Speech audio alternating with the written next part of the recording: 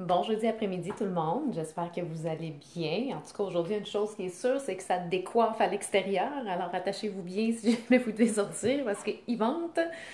Alors, ce midi, cet après-midi, j'avais envie de toucher un sujet un peu particulier avec vous, en fait, même en vous posant une question tout d'abord. Euh, En fait, plus à savoir, est-ce que vous connaissez ce type de gens-là, vous? Tu sais, moi, je les appelle les ninjas de l'évitement. Tu sais, les gens qui évitent à tout prix les problèmes, qui évitent les conflits, qui évitent ne serait-ce qu'à peu près n'importe quoi, dans le fond, qui leur cause un peu comme un problème. Puis parce qu'ils savent pas comment gérer la situation, ils savent pas comment entrevoir des solutions, ils veulent juste pas en entrevoir. Euh, je trouve que c'est des gens qui sont un petit peu étranges. Ben, en fait, c'est que je dis ça, mais j'ai déjà été comme ça aussi. J'ai déjà été beaucoup dans l'évitement dans ma vie. Puis, honnêtement, personnellement, ça m'a causé plus de problèmes que de m'apporter des solutions. Et d'éviter, c'est une forme aussi de refouler. Donc, peut-être aussi, vous connaissez des gens qui refoulent beaucoup leurs émotions, qui évitent leurs émotions, qui évitent aussi des mots physiques. Donc, qui sont là, ben non, c'est beau, tout est correct, j'ai pas mal.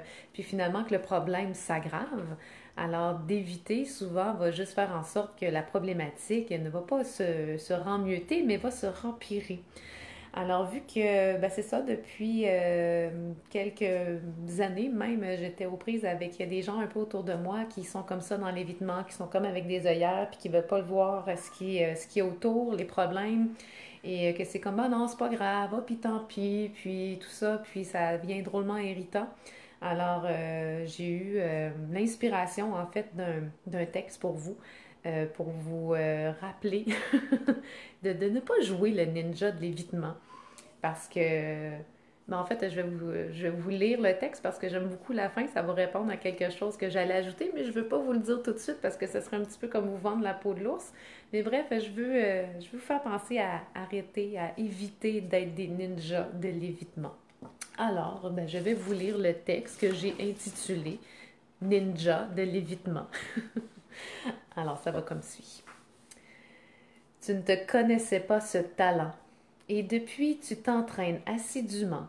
Tu maîtrises maintenant l'art de l'esquive et celui du refoulement. Tu es ninja de l'évitement.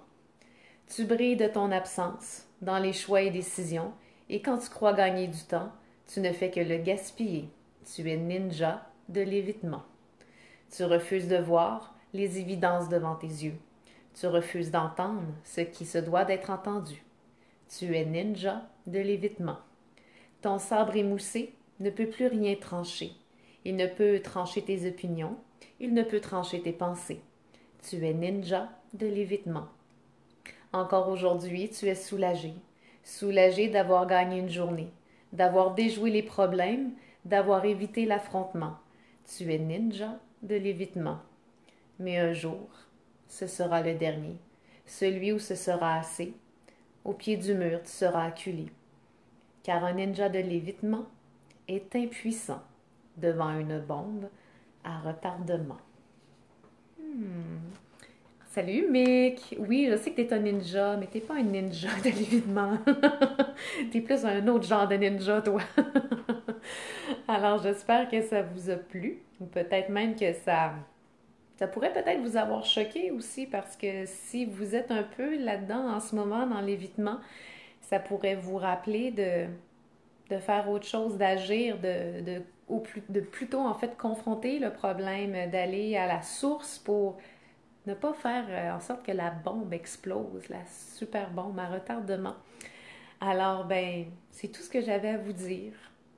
D'être d'autres sortes de ninjas. Il y a des ninjas de l'évitement, comme Mick Carrier, que lui est un ninja du keto, hein? C'est ça, Mick? Cétogène, l'alimentation cétogène, est un passionné de ça, passionné aussi de santé physique et tout, et mentale, focus, Mick. Parce qu'on se connaît un peu, donc je m'amuse à plaisanter avec lui en ce moment. Je te remercie d'avoir été là, Mick, puis les autres personnes aussi qui sont là présentement, qui ont vu ce live-là. Alors, si tu as aimé, je t'invite à commenter, faire un petit thumbs up, puis peut-être aussi à partager à quelqu'un qui présentement est dans l'évitement, que ça pourrait lui faire drôlement du bien de réaliser un peu le comportement qu'il a, le pattern. puis que ça pourrait peut-être plus l'amener à avoir des problèmes plus que des solutions d'agir comme ça. Alors sur ce, ben, je vous souhaite une merveilleuse fin de journée. Je vous souhaite aussi d'être dans l'ouverture de ce que peut-être en ce moment se présente à vous, même si des fois c'est désagréable. Ne soyez pas dans l'évitement, regardez, ouvrez les yeux, ouvrez-vous, puis voyez les solutions, voyez les opportunités peut-être même qui se présentent par rapport à tout ça. Ne serait-ce que de mieux communiquer ce qu'on ressent, ce qu'on a besoin, ne serait-ce aussi que de mieux se comprendre, de mieux se connaître quand ça arrive dans notre corps. Alors, à nouveau, ben, bonne fin de journée, je vous embrasse. Puis on se dit à un prochain rendez-vous à ne surtout pas éviter. Bye bye.